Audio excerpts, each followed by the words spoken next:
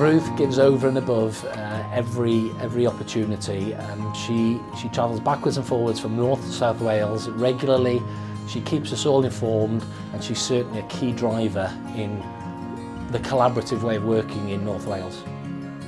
If ever an award was designed for an individual, the role of collaboration was designed for Ruth. You know, in a few words, I would describe Ruth as the queen of collaboration, be it at school level with teachers, across schools, with colleagues in other regions and with the Welsh Government. She's held in very high esteem, and she's the oil that's making sure there's no friction or tension is there for the benefit of the children and young people, not only in North Wales, but across Wales as well.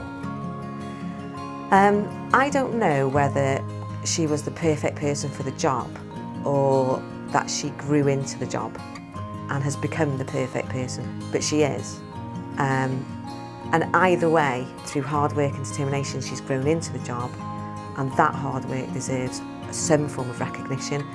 We absolutely recognise her. You know, we love her, we all talk about her, admire her and respect her and appreciate her. And I think if that could be recognised in some other level, that would be great.